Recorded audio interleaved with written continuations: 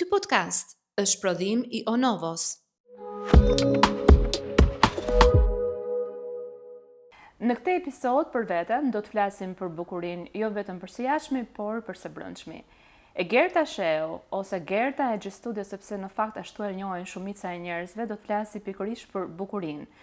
Një bukuri e cila në fakt nuk duhet marrë vetëm nga pjesa e jashtme, por sa ndikon në gjithë pjesën tonë të brendshme, mënyrën se si neve duhet ta duam veten. Kuratore e së bukurës për disa vite me radhë, ajo vjen sot në një rrëfim, do themi ekskluziv, sepse do na rrëfej momentet e para të këtij rrugtimi, kaq të bukur, por ndonjëherë edhe shumë të vështirë.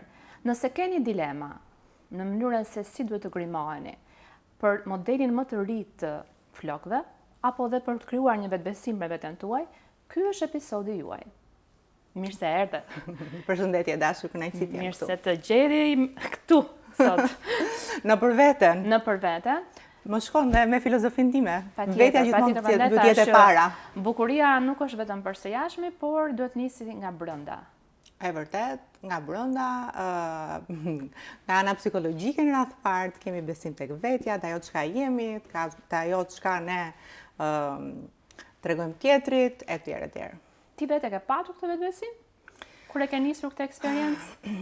Sa vite u bën? 25 vite. Jo pak. Ne duam t'i tregojmë të gjitha këto vite, po kam shumë vite.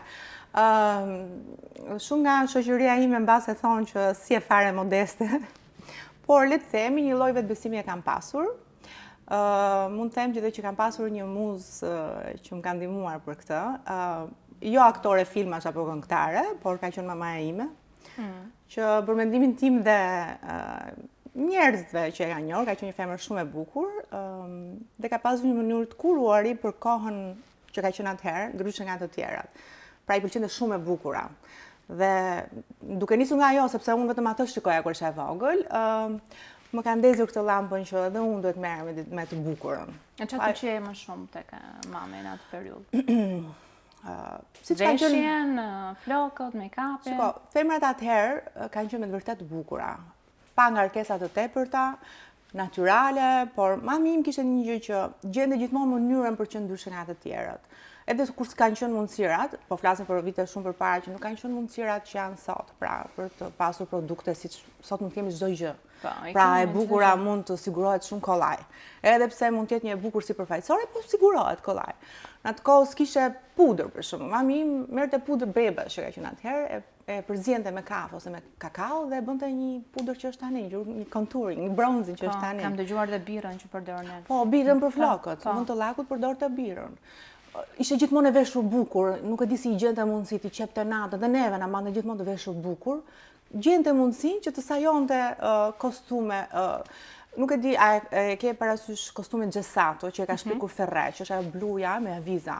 Unë mbaj mend që në 89 mami im ka pasur kostum Gjesato. Nuk e di ku si, po e kam në memorien time. Sot mami është po kaq e bukur edhe nga fotot që kam parë. Është shumë e bukur, po mendoj që bukuria e saj nuk është vetëm pamja jashtme, ka një karakter shumë të fortë dhe e kompleton shumë atë fjalën e bukur në mendje, e bukur në karakter, ose jo vetëm se është mamaja, po. E bukur në gjithçka. Ti si e nise këtë eksperiencë? Se lampën? Lampën më ndozi mami. Ta ndezi mami. Motorët pastaj? Po. Nuk është kaq e thjeshtë, sepse ekzistonte pala tjetër, babi, që ka qenë një njeri shumë korrekt, I stert, I drejtë. Çfarë donte ai për të? Ai donte që të bësha një juriste. Mam do më dukesh kontra fare këtij profesioni. Nuk ka lidhje fare me mua, edhe pse jam njeri që kam shumë frikë ligjin dhe jam njeri që dua të jam në rregull me shtetin, me çdo gjë, dhe me dokumentacionin, jam një biznes që kam që ditën e parë me dokumentat sakta, pra që 2000 vazhdoj njëkohësisht. Donte babi shumë që unë bësha juriste, është përpjekur shumë që unë mos ta bëja këtë që bëj sot, por duke qenë që jam pak kokfort, jam dhe një dem, kështu që kam justifikuar kokfortësinë. Bëra ç'bëra dhe ja arrita. Po. U regjistrova një nga shkollat që unë kisha qef, që ishte shumë e shtrenjtë për periudhën atëherë. Këtu në Shqipëri apo në Greqi?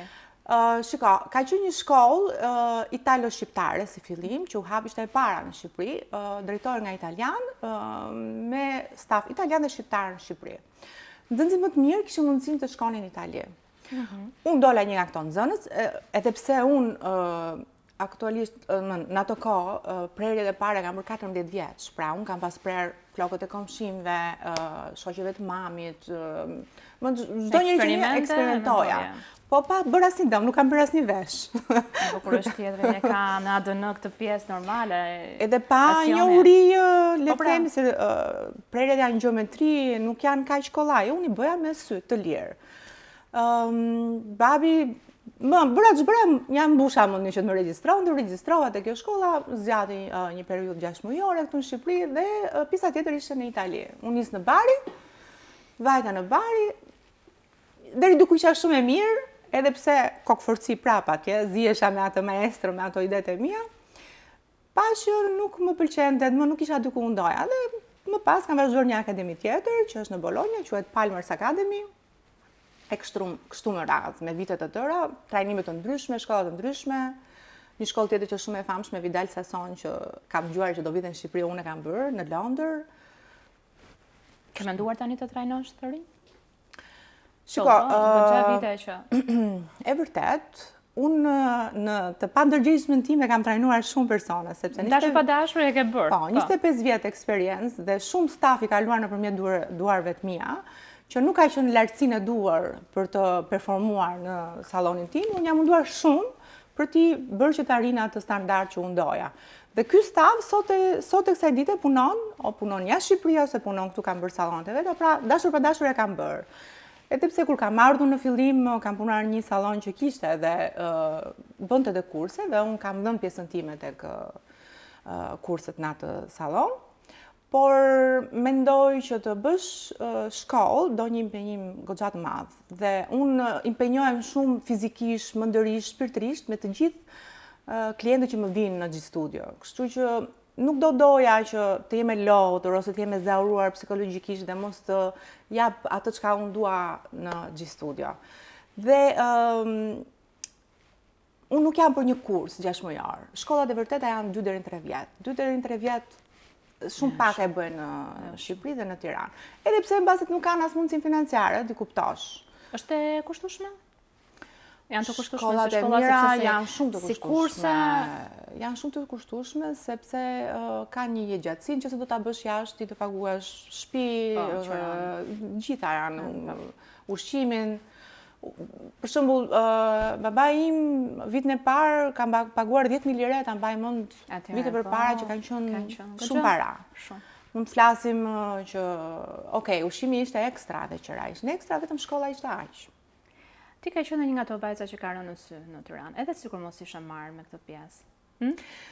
Kam qenë, nuk kam çatë. Dhe je akoma. Shiko. Një herë tanshmë si Gerta e G Studios. Unë, siç të ta nisa që në fillim, duke qenë që kam parë gjithmonë maman time, që ishte gjithmonë e rregullt, unë e kam pjesë time që mendoj që s'dal asnjë nga shtëpia pa qenë e rregullt ose pa kombinuar. Ndua të dia nuk dal nga shtëpia pa dhënë një make-up, pa rregulluar flokët, dua di. Do ta kisha shumë qejf të dilja nga shtëpia pa vënë foundation, pa vënë krem pudër, por nuk kam pasur kur, që kur jam kthyer në Shqipëri, nuk kam pasur kur lëkurën që unë kam dashur të kem. Dhe gjithmonë s'dal, se gjithmonë kam pasur problematika kuçëresh, imperfeksionesh. Por për sa i përket stilit gjithmonë kam qenë kështu, kam pasur në avantgard. Nëse vërtet doni të shkoni te G Studio dhe të ndryshoni pamjen tuaj, një nga gjërat që do shikoni, më besoni për shumë vite jam kliente e saj, normalisht tani dhe mikesh, është trendet dhe moda e vërtet bëhet në atë sallon. Vinë dhe njerëzit aty kur vinë, ta dish, përgatiten me ndërish se do shkojmë te Gerta të rregullojmë, po patën të jemi mirë. Shiko, këtë e kam pasur dhe nuk ka qenë gjithmonë një e mirë për mua, se ka qenë... I bën çik në sikletë? Jo, shumë njerëz mendojnë që unë jam, le ta themi, mendje madhe ose kam atë posturën dhe nuk ka qenë, nuk e di se ta quaj të fjalën handicapa, nuk Të ka prish punë ndonjëherë. Më ka prish punë ndonjëherë se jo të gjithë e përqafojnë të bukurën, duan të shohin mbase jo Shqiptarët si janë? Janë te perfeksioni? Pranojnë imperfeksionet e vetja? Me thënë të drejtë kanë pak të vështirë ta pranojnë imperfeksionet. Ti pranojnë imperfeksionet e veta. Loga e studis është not perfect but beautiful. Është slogani që më pëlqen më shumë që kemi ne. Por kanë filluar të vitet e fundit që të kenë një identitet të ri, pra ta pranojnë veten edhe me ato që mund mos jenë perfeksion, por janë të bukura, sepse ne jemi të ndryshëm. Dhe kjo imperfeksion të krijon identitetin, pra na bën dallimin nga njëri tjetri. Dhe kjo mendoj që është një gjë shumë e bukur për të vlerësuar, ta nxjerrësh në pa. Por do forcë karakteri ta bësh këtë gjë. Edhe jo të gjithë mund ta bëjnë. Do forcë, do të mësohesh me veten, ta duash veten ashtu siç është. Dhe të pranosh disa këshilla të vlefshme. Ti kur hyn një klient në sallonin tënd, shikon më shumë karakterin tek ai apo tiparet? Kur vjen një klient në G Studio, në radhë pa doja thoj që unë kam bërë dhe konsulent në imazhe, pra e kam bërë dhe këtë pjesën e përmendëm në fillim dhe do flasim për këtë. Kur vjen një personazh, një klient, le të themi, çfarë do lloj klientit, moshës madhe, të vogël, të mesme, e para njerë unë mundohem ta psikologjisë deri diku, se mund të vinë për thjesht një lyre, mund të vinë thjesht një prere. Çdo gjë personalizohet, çdo gjë ka të bëjë me statusin që ke, ngjyrat që ke, posturën që ke, karakterin që ke, se unë mund të bëj një look shumë avangard, po ti në karakterin mund të jesh një vajzë e butë, e ndrojtur. Pra, deri diku duhem përshtatur këto të dyja. Edhe pse në një vajzë ndrojtur një karakter një prerje super moderne mund ta ndihmojë që të bëhet pak më agresive, por duhet ta kuptojmë këtë gjë, mos ta bëjmë thjesht se është e bukur dhe është në modë, apo është trendi i momentit. Mendoj që duhet përshtatur. Dhe unë mundohem gjithmonë të bëj këtë gjë.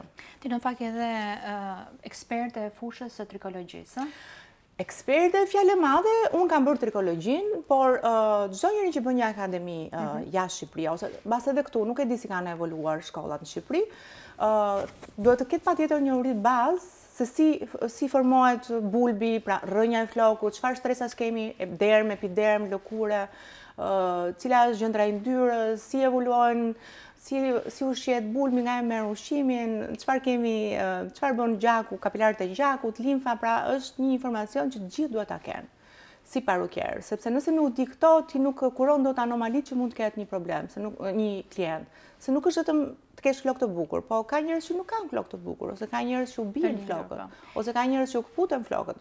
Pra këto janë anomali që nuk janë vetëm mekanike, pra vinë së jashtmi, nga trajtime kimike, nga dekolorime apo nga bojra, por vinë dhe së brendshmi, nga një mungesë vitaminash që mund të ketë, nga një stres, nga një problem hormonal, nga problemet tiroidesh, pra trikologjia hyn tek parukeria.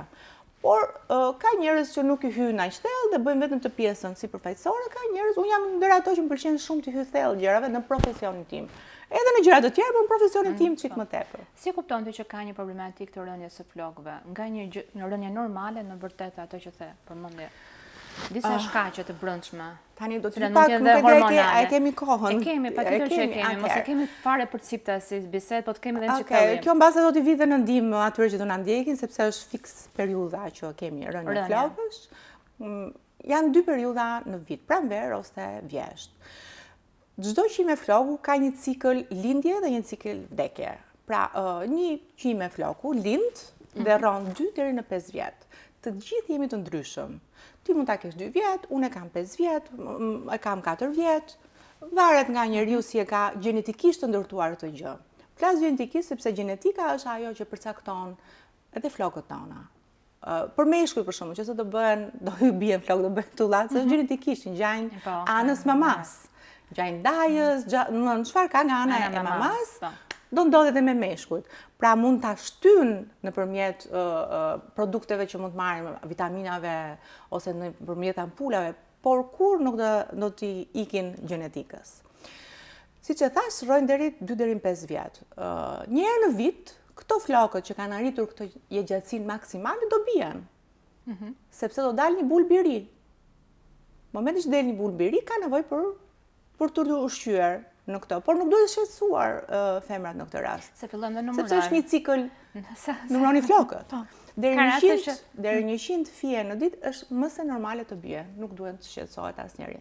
Nëse shikojmë që kjo ndodh, zorim të numërojmë flokët, po deri diku dihet, sepse e kuptojmë kur kemi në jasht kur çohesh në mëngjes, ka te rrobat e tua. Po, është më se normale të bien. Është më se normale. Po. Sepse këto flokë e kanë mbaruar ciklin e vet të tyre tjetës, edhe do dalin të rejat, floku i ri.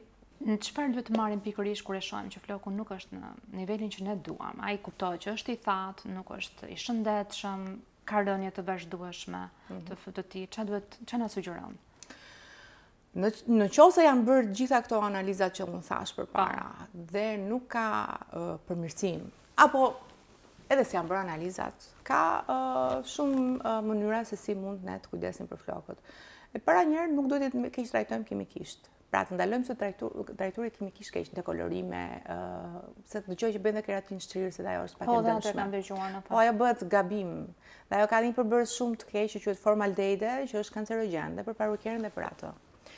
Tjetër, ka shumë integrator që mund të merren 1 në ditë ose 2 në ditë, varet si i propozon kompania. Një nga këto është dhe këtu që po shikoj tani, që e keni edhe në studio, është kjo integratori këtu, që ka gjithë përbërësit natyral, kryesor, që i nevojitën flokëve për të qenë në lartësinë e duhur ose për të marrë veten. Në fakt unë është hera e dytë që e përdor dhe ke shoh që ka rezultat. Po shikoj atë flokët. Kam flokë të reja, por ndërkohë kam dhe rënje, akoma nuk është përmirësuar, domethënë e shoh që ka po krijon balancën, por që nuk kam atë rënjen e fillimit të shtatorit që mbahet mend gjithmonë mbas plazhe që është çik më masive. Këto janë që ushqim flokun së brendshmi. Pra, shumë njerëz që bëjnë dieta. Dietat janë numri 1 faktor kryesor që nëse bëjnë dieta pa u ndjekur nga një dietolog, nga një nutricionist. Pra, organizmi on ka nevojë për ushqyesit e vet, pra ka nevojë për vitaminat, mineralet, proteinat që ne funksionojmë, si lëkura dhe flokët njëkohësisht. Nëpërmjet këtij produkti, Daily Super Hair, ne japim ushqyesit natyral së brendshmi, por ka nevojë edhe për ampulat së jashtme që i thith direkt bulbi. Ky është një kombinim shumë i mirë për çdo njeri. Që të bëj sikur rënja dhe s'është vetëm rënja, jam dhe mirëqenia e flokëve, pra të jenë me shkëlqim, të jenë të plot. Cilat janë maskat e duhura për rigjenerimin e flokut? Sigurisht ka problematika të ndryshme të tipo.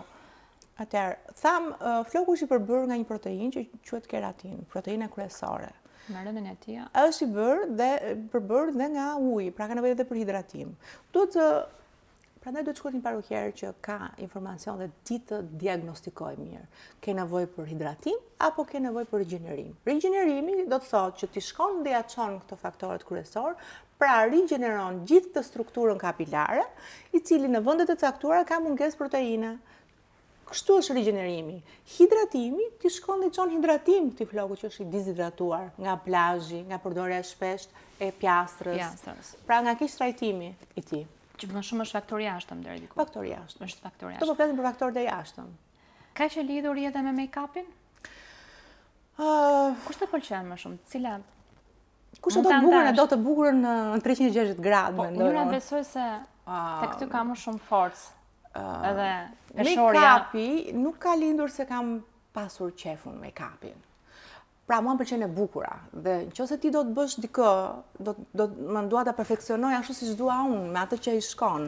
Se unë mund ta bëj shumë bukur dikë, dhe nëse unë s'do bëja make-upin, atë çka unë kam bërë dhe kam atë iluzionin optik që unë kam krijuar nëpërmjet prerjes, lyrjes, mund të shkoj të ma bëj diku tjetër ajo zonja dhe mos jetë e përshtatshme fare.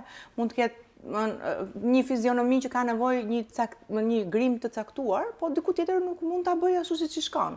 Dhe kështu ka lindur dhe pjesa e grimit tek unë, kupton?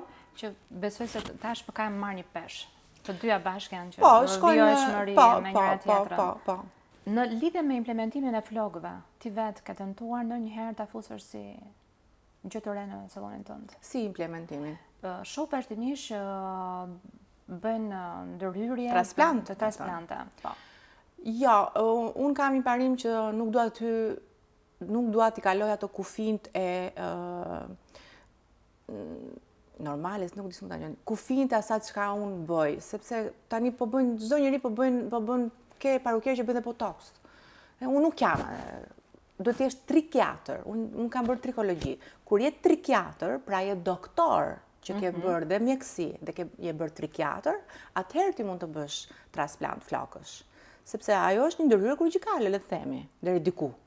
Kështu nuk është brenda nuk është nuk ka lidhje me atë çka unë bëj. E përmendëm më përpara kuratore imazhe ose kuratore e bukurisë.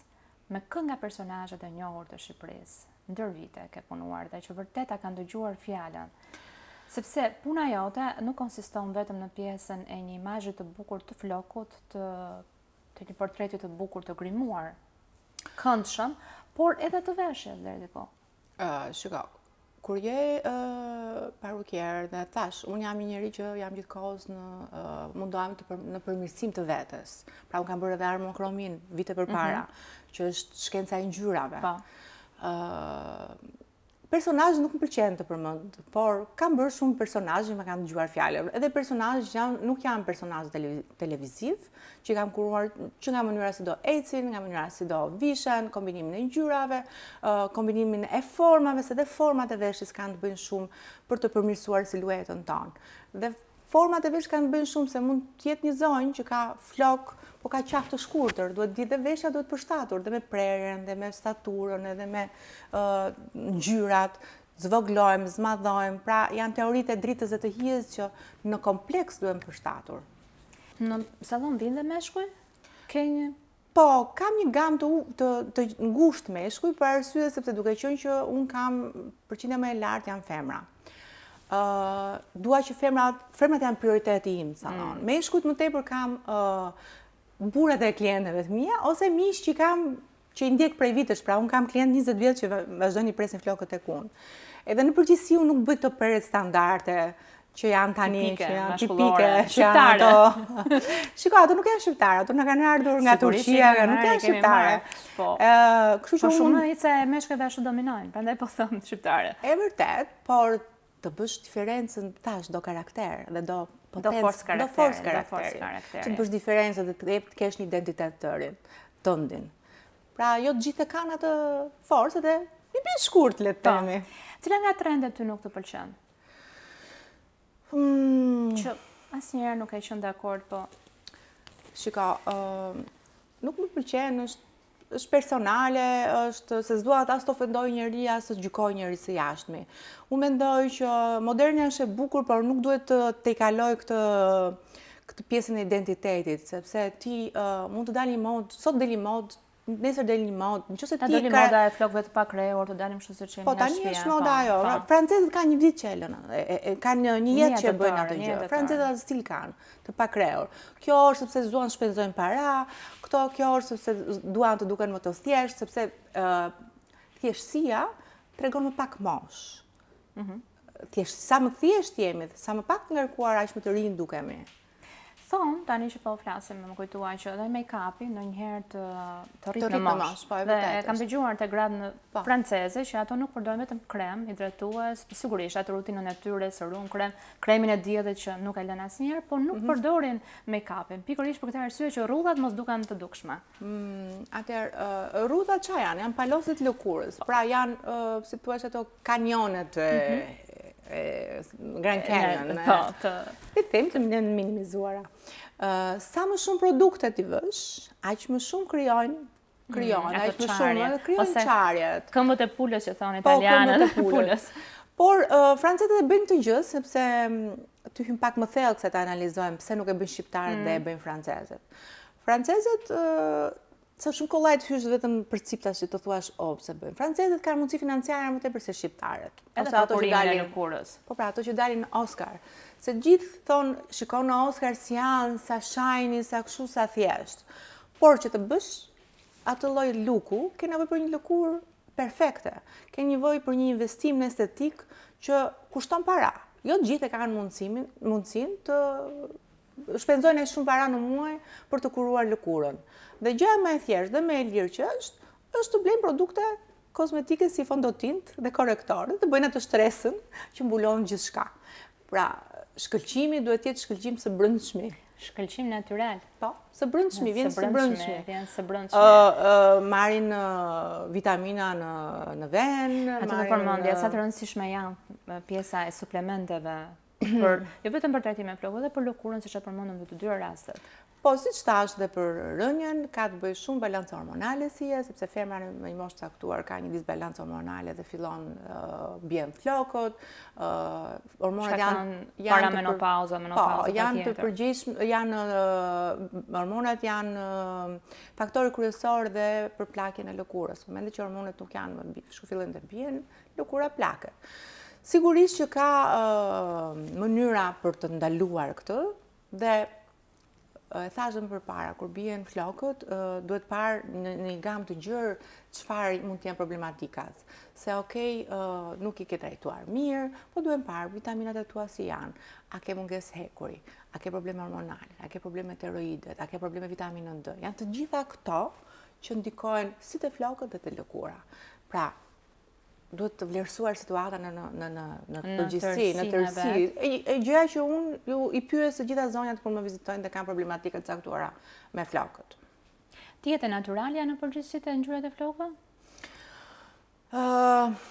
Shiko, mua pëlqejnë dhe gjërat, mua pëlqejnë dhe gjërat që nuk janë ekstreme. Më pëlqejnë dhe i kam bërë dhe i bëj me raste. Por gjithmonë e folëm pak më parë që pyesim klientin, statusin, mundësit, se janë dhe mundësit që ka.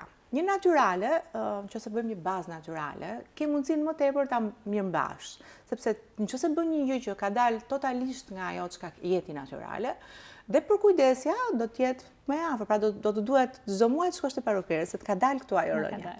Ama nëse bën një balliazh që bazën e ka natyrale, kur të rriten flokët, ti nuk do kesh nevojë të shkosh te parukeri gjithkohës. Pra dhe mirëmbajtja ka të bëjë, pra dhe statusi ka të bëjë. Janë të lidhura të gjitha bashkë. Të gjitha, po sa herë do të vim neve për të trajtuar flokët, për të hequr këto fijet e këto pjesën e dysheve, fijeve dyshe. Maja dyshe. Atëherë, maja dyshe ka një arsye pse bëhen, mungesë hidratimi ose mungesë e proteinës kryesore që përbën flokut, keratinës. Zakonisht është mungesë hidratimi, sepse maja dyshe bëhet në fundin e saj. Nëse maja dyshe rinë të hapur për një periudhë gjatë kështu, ato nëse nuk i pret atë fundin e saj, ato do vazhdojnë dhe do rriten dhe do shkojnë më lart. Do hapen. Pra, nuk e kemi maja dyshe këtu, po s'ta ka shkuar deri lart. Pra është e mira të pritet koka që në fillim. Se vinë e marrin rrugën. Po. Po, bjondet klasike, ato bjondet shqiptare me fije, vazhdojnë?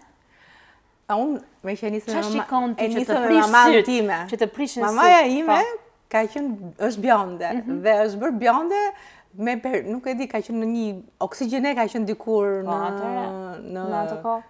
Ka qenë, dhe vazhdon bëhet bjonde vetë, nuk i pëlqen që a i bëj unë, e bën vetë. Vetë? Po, e bën vetë. Nuk merr asnjë të shqip për të? Deri diku merr, po i bën vetë. Edhe pse për fat të keq ne nuk jetojmë, unë kam shumë vite që jetoj larg mamas, unë jam rritur në Selanik dhe kam andej gjithë familjen, po i bën vetë. Bjondje klasike, nuk ka një bjonde klasike, ne jemi mediteran, nuk jemi bjond klasik. Ne jemi bjond të bërë. Të bërë. Ballkani janë zakonisht janë shumë të rralla rastet kur jemi bjond në vërtet. Dhe bjonde është shumë e vështirë për të bërë ajo klasike e bukura. Unë jam pro e brunetëve, me thëmë drejtë, më pëlqejnë brunet. Të pëlqejnë brunet. Bjondet, sepse duke qenë që më pëlqejnë e bukura perfekte, ose e bukura jo shumë jashtë natyrales, kështu nuk në Shqipëri para ka.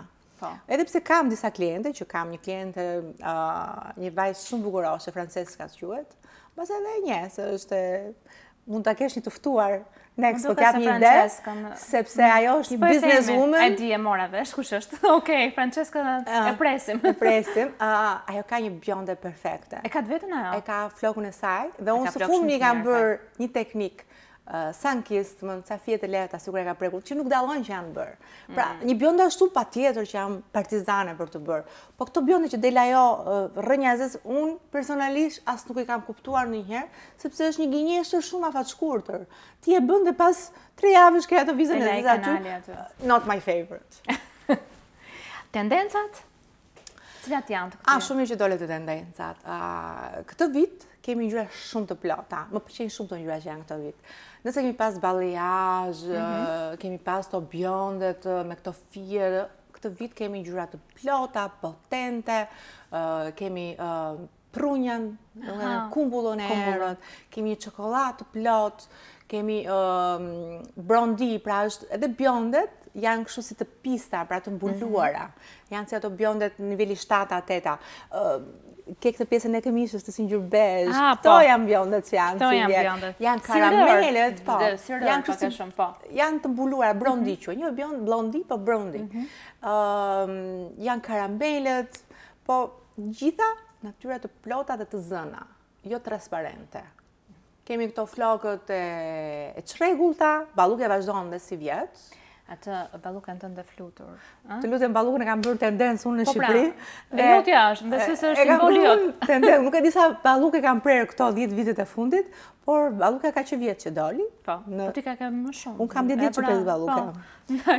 Dhe kjo balluke perfekte, jam shumë falenderuese shkollës që kam bërë, sepse thash, prerja gjeometri, gradacion, nuk është thjesht kap një tufë dhe brit.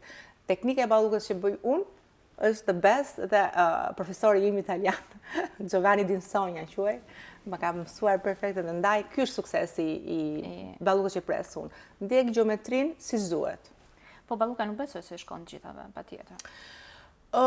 Ka një balluke për secilin nga ne, varet nga, po, ballukja mund të personalizohet, sepse shumë njerëz që kanë ballë të vogël për shembull thonë, mua nuk më shkon ballukja, po, sepse ti krijon një iluzion që ke ballën e madh. Nëse ti pret një balluke me një piknisje sa më lartë. Po ta shikosh, ti thua, këtu i fillo ka balli kësaj zonjës dhe thua, duket të forma ovale. Mund të rregullosh një formë fytyre që është shumë e gjatë, që është shumë e dobët. Pra ka disa mënyra dhe mundësira për të personalizuar balluke. Çfarë shikon më shumë te ekranet shqiptare që ta vret syrin tëm? Unë siç më njeh dhe sa afër, nuk më pëlqen shumë të flas për të tretë ose jo të gjykoj. Po mund të flasim përgjithësi. Mendoj që Shqipëria ka femra shumë të bukura, po shumë të bukura me të vërtet, që mbi ngarkohen. Vazhdon dominanca për të bërë një make-up të fortë. Po nuk e ka fajin vetëm Shqipëria. Ne kemi kaluar një tranzicion dhe pëse unë s'jam aq e madhe, le ta themi. Jo, ta dini. Kemi kaluar një tranzicion nga vitet 90, që ne të bukurën, edhe pse mendoj kanë qenë femra shumë të bukura para vitet 90. Dhe kanë pas identitet më të bukur se pas viteve 90. Kaluam nga ato që s'kishim gjithçka, kaluam të provojmë gjithçka. Pastaj, deri 2000 kemi qenë shumë mirë, sepse kjo gjithçkaja na vinte nga Italia. Pastaj kjo gjithçka e jon na u mbyt nga turqit, nga shumë ndikime të tjera ballkanëse, pak rëndësi se s'dua të ul asnjë, dhe ne u ndikuam për keq. Pra e mbulojmë bukurinë tonë më tepër se ç'duam. Dhe në ekran nuk duket individi, po duket dora atij që ka punuar mbi të. Dhe kjo nuk duhet të jetë. Unë nuk dua të jem personi kryesor që të dukem kur të shikojnë. Duhet të jesh ti e zbukuruar, po jo tualeti im të duket. Ti është të thua, këtë e kam bërë ose e dalloj nga tualeti. Ti arrin të dallosh. Ky është gabim. Nga duart. Shiko, sepse besoj se këtë pjesë bëjnë dhe ata që të dominojnë dhe të kuptohet qartë që është dora e filanit që ka marrë. Shiko, po shqiptarët po ndryshojnë. Kjo është e mirë. Ka filluar, ose këto prurjet e reja që kanë ardhur nga jashtë, që kanë studiuar jashtë, po ndryshojnë. Po mua më dhëm, nuk më pëlqen kjo gjëja. Më dhëm në qikë, se femrat janë shumë bukura dhe nuk pëlqen të shkojnë deri aty, sa të mohojnë veten për qenë si dikush tjetër. Po thuaj se janë njësoj, kur i shikon ekranat. Po pra janë sa stereotipe, unë s'dua të them emra, pra janë sa stereotipe që nuk ti vjen një moment nuk di dallosh. Është kjo apo është ajo? Po. Ky është për të dhëmbur apo jo? Është sigurisht. E nisëm në fakt me faktin që ti muza jote ka qenë mami. Ajo që vërtet dhe vazhdon të mbetet për mua, se shoh që sa herë ta përmend të shkëlqejnë syt. Për Lunën është e njëjta gjë? Jo. Jo. Luna, duke qenë që është e vogël, edhe është në këtë ndikimin e për fat të keq, nuk e shpëtojmë dot nga telefoni, edhe pse ka vetëm 2 orë në darkë, po ka këtë etalonin e gocave të TikTokut. Edhe pse, mami thot, kur shikon ndonjë që, si këto që parafolën bashk, she's like a cake. They make her look like a cake because they put too much se flasin anglisht. E kam bërë si kek, thot mami, se kam vënë kaq shumë shtresa. Pra, nuk i pëlqej as unë, por e dallon dikë që sido që tjetë ajo indeksionet e para i ka për te. Edhe pse po bëm një luftë të vazhdueshme sepse më pëlqen shumë grimi, po Sephora bën të vetën dhe TikToku bën të vetën. Po e kam lënë të eksploroj deri diku. Edhe pse me ka një mënyrë kështu moderne të eksploruarit. Po patjetër, ajo duhet ta provoj vetën ta shohë në zhvillim. Mamana ka aty gjithmonë për ta këshilluar se ç'a duhet dhe ç'a s'duhet. Në lidhje me rrjetet sociale, ç'u bëhet me botën e make-upit dhe të flokëve? Si shef të pjesën se vërtet ka tutoriale që unë i shoh dhe them o zot të nesër e ruaj ato dhe them do ta bëj dhe unë këtë nesër në mëngjes. Se thotë ajo për 3 minuta thotë ti realizon diçka, unë më duhet 15 minuta. E vërtet është, tutoriale ka sa të duash, po këto duhen personalizuar, sa i tutoriale aty mund tjetë për një formë fytyre që nuk është si juaj e jotja. Po është për një formë tjetër, pra çdo gjë duhet personalizuar. Mund të marrësh iniciativa caktuara, provon, por që këto thash, nuk janë të përshtatura për gjithë secilin nga na. Jo, asgjë, edhe kur kujtoj veten time në fillim me fondatina, sa vështirë ka qenë për të gjetur numrin për katës në bazë të lëkurës që ti kisha, ka qenë e vështirë. Dhe mendoj në një moshë të saktuar, njeriu fillon dhe kupton se ç'a i duhet dhe ç'a si duhet. Është një sekret i vogël për fondatintën. Ne kemi sa damarën këtu, te kjo pjesa këtu. Kjo është pjesa që shikohet nuanca, sepse nuk është vetëm tjetë më e bardhë apo më e errët. Kemi ca nën tone të ngrohta apo të ftohta që duhet përshtaten, dhe këtu dallohen nën tone, te këto damarët këtu. Çfarë jemi ne? Jemi te bluja, jemi te roza, jemi te olivastra, pra po. Ose pak më errët duhet nën tone. Nëse nuk e gjen këtu, duhet provuar këtu. Midis lëkurës së fytyrës dhe qafës. Nëse ato bashkohen njësh, nuk dallohet, ajo është perfekte. Po u bashkua këtu njësh, ja okay. Nëse s'kemi kohë në mëngjes, si të dalim paktën vizualisht të pashme. Vizualisht të pashme, BB cream dhe rimel. Ka që? BB cream dhe rimel. Sepse BB creami ka disa molekula të vogla që shkrin momentin që janë në kontakt me lëkurën. Ne kemi një temperaturë 37 deri diku 36-37 dhe ato janë të studiuara si molekula të shpërbëhen në momentin që arrin në këtë temperaturë me lëkurën. Dhe marrin të njëjtën ngjyrë të lëkurës, pra nuk dalin jashtë. BB creami me një furçe, një rimel, ose nëse përton të buskuqin e buzëve, i bën pak të mollë. Se do thosha, se kam parë aty. Buskuqin e buzëve bën të mollë dhe decit. Dhe shkon në punë. Po. Gerta ti vetë në kohën e lirë, të shoh që je shumë e lidhur me pjesën e shtëpisë, me mënyrën se si ajo të jetë sa më e këndshme, që dhe në momentin që ti shtron një tavolinë. Unë jam, siç e tham, jam dem. Dhe demat pëlqejnë artin, pëlqejnë ushqimin e mirë, çdo gjë që është e mirë pëlqejnë demat. Unë kur kam qenë më re, kam pas pasion pikturën. Kam pikturuar shumë, tani që jam me fëmijë, hapësirën e lirë e zë vajza, pas gëstudit jam vetëm e fokusuar të ajo, por kam pasion shumë të gatimi, më pëlqen shumë gatimi, më pëlqen të shtroj dreka për miqtë e mi, edhe pse duke qenë se jam në një profesion që unë kam kontakt me shumë njerëz, pra punoj me shumë njerëz, dhe dua unë më marrin shumë energji dhe jap shumë energji, se ti që më njeh se afër, unë jam njëri që jam pasionant të flas, e jetoj dhe kënaqem kur jam aty me të gjithë klientët që vinë, por në darkë unë nuk kam më fuqi të ikin në lokale, se të gjithë energjitë e mia i kam lënë aty. Nuk po them që është një gjë e keqe. Pra unë kur jam aty nuk e ndjej, sepse kaloj shumë mirë, më ke ikën ditë pa kuptuar. Por në darkë dua të kem një ambient timin, pa njerëz të jashtëm, familje me ato 5 njerëz që unë kam, ndaj i shfrytëzoj për të gatuar në një darkë të mirë, për pinë gotë verë të mirë.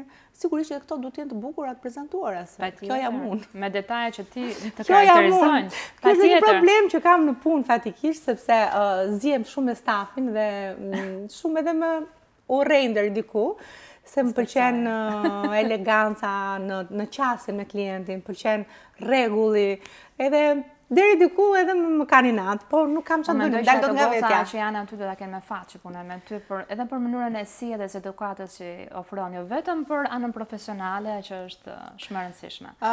Unë kam pasur fatin të kem punonjëse, se nuk pëlqen fjala punëtore, edhe pse ma thanë punonjëse, parukere shumë të mira, deri diku që kanë investuar dhe ato kohën për të mësuar se do të dëshirë kjo gjë, se unë mund të mundohem të mësoj, por s'kam dëshirë. Një profesion që do dashuri të Ja me madhe. fat deri diku, siç janë ato me fat me mua. Mendoj që po. Në pjesën e tendencave, shikon ti kështu video, revista sikur s'ka më në fakt. Dikur shikonin dhe shfetonim revista mode. Tani ka sfilata të pafundme.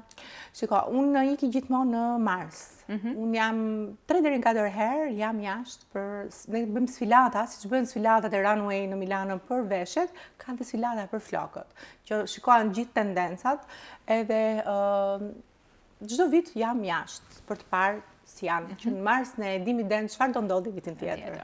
Me që e kishim të tendencat, nuk e di nëse e pe Paris Fashion Week dhe sfilatën e Chanelit. Po ta vjere, kishin planetet, kishin si... Po, planetet ishin. Ishe shumë interesante, por unë kam qenë para 4 vjetësh në një sfilat me tendencat e flokëve dhe kishim si strukturë gjithë skenografisë ishin planetet, dhe frymëzimi ishin planetet, Marsi, Dielli, gjithë planetet ishin frymëzim për ngjyrat. Do ta tregoj pastaj, pasi të mbarojmë regjistrimin dhe shikosh. Ishte shumë kënaqësi ta shija aty. Pra dhe neve bëjmë mod. Unë mendoj që Shqipëria ka njerëz shumë të talentuar dhe jemi me fat që jeni akoma këtu dhe nuk na keni larguar. Ke menduar ndonjëherë ti të largohesh, meqense tash? Unë jam nga ato që jam kthyer, se unë jam rritur jashtë. Unë jam kthyer, unë jam shumë patriote, dua shumë vendin tim. Më pëlqen ndjesia që kam në vendin tim. Me të mira dhe me të këqijat e veta. Shpresoj shumë të keni marrë sugjerime, këshilla, të keni dëgjuar dhe ndaj u thash në fillim që ky është episodi juaj, ndaj dëgjojeni. Gerta, faleminderit shumë që ishe. Kënaqësi shumë për mua. Dhe të mirpresim edhe për të gatuar. Po pse jo? Dhe mos harroj dhuratën nga Onovo që ne i përmendëm pak që janë deli super hair. Nuk e di çfarë ke tjetër, por këtë e di që do ta kesh sepse të lidh patjetër. Bëj edhe një herë të flokësh? Flokët, korniza e portretit. Faleminderit që na ndoqët. Rishihemi sërish.